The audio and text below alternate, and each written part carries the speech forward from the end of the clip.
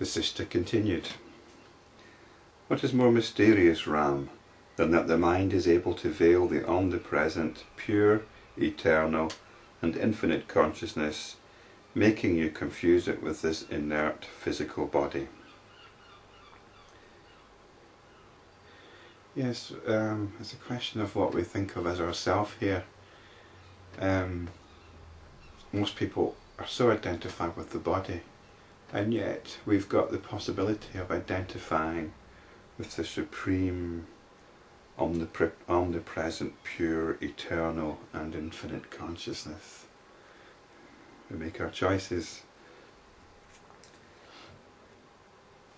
So the inert physical body it doesn't have a choice, but this is what we identify with. The mind itself appears as wind in the moving element, luster in the lustrous, solidity in earth, and void in the space.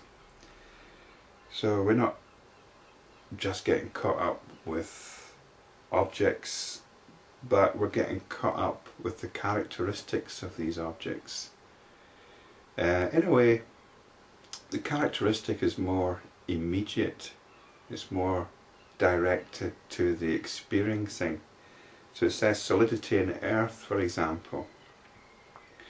Earth is a notion, but the actual experience of earth is its solidity when we come into contact with it, and that's its experiencing.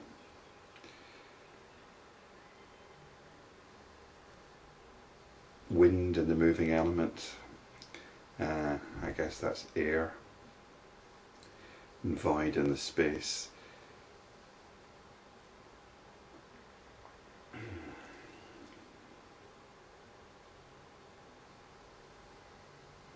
So in all the things that we experience, if we go beyond the notion of what we're experiencing and come back to the actual experiencing itself, which is in the quality of what we're experiencing, it's in the characteristics of what we're experiencing. If the mind is elsewhere, the taste of food that is being eaten is not really experienced.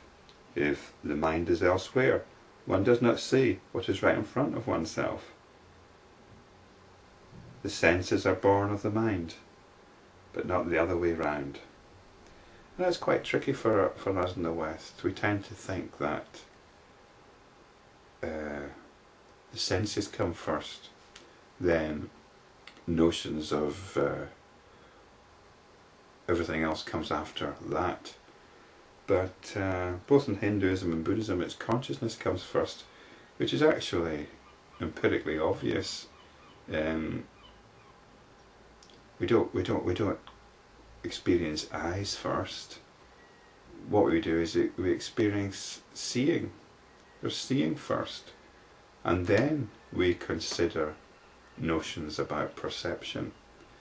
So, and seeing is consciousness. It's consciousness of seeing that's happening. That's what comes first. That's the a priori reality. It's the empirical reality. Seeing comes first, and then we posit notions of perception, which, as I pointed out before, involve total non sequitur from the scientific point of view. From the scientific point of view, what we're really experiencing is electricity, which somehow gets transformed into the whole of the phenomenal universe. Quite an extraordinary piece of absurdity, but that's the scientific point of view. I stand to be corrected. It is only from the point of view of fools that the body and the mind are said to be quite different. In fact, they are non-different, being mind alone.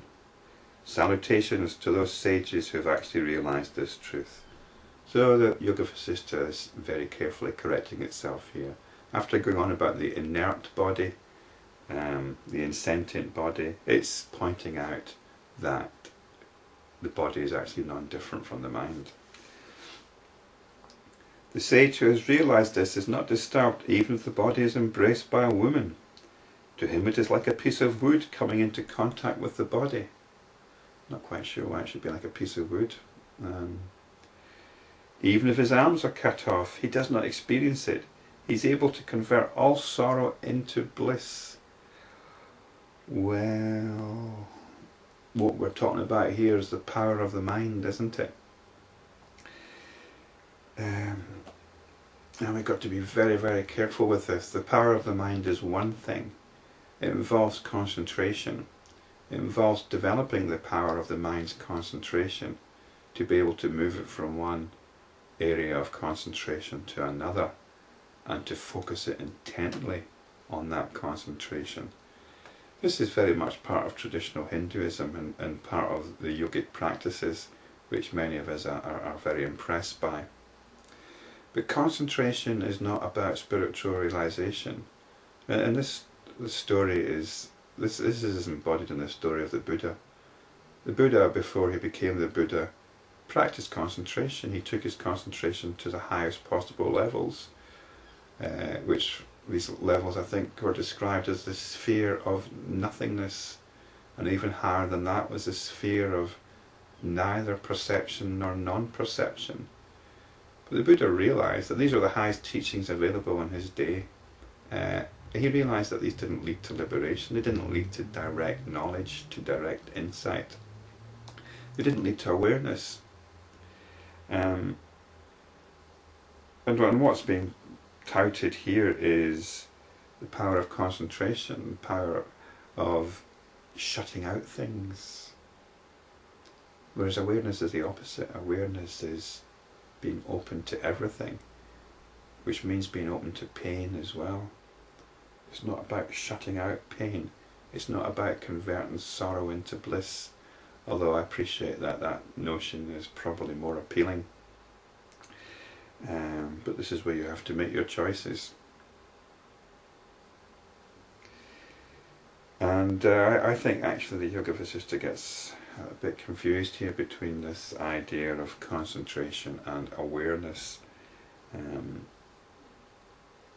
I would relate spirituality, my understanding of spirituality, I would relate to awareness. And concentration is to do with mental development, which is quite a separate thing.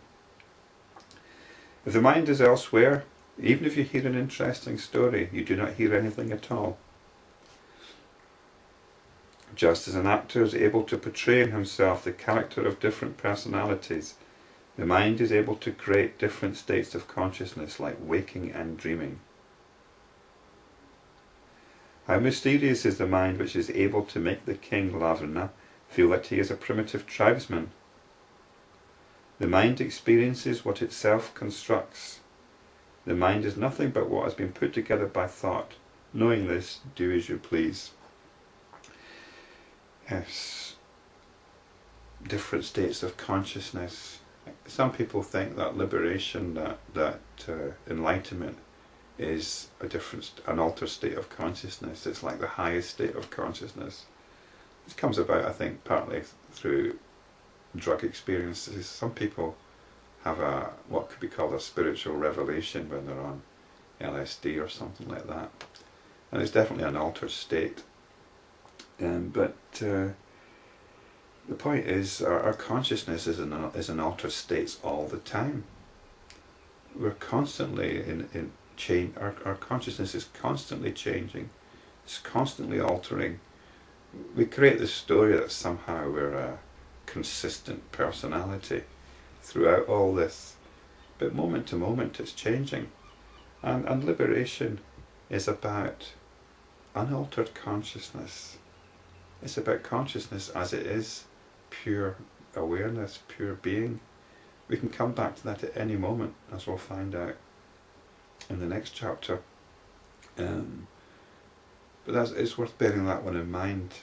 We are constantly in altered states of consciousness, some higher, some pretty awful. And liberation is about coming back to simple consciousness.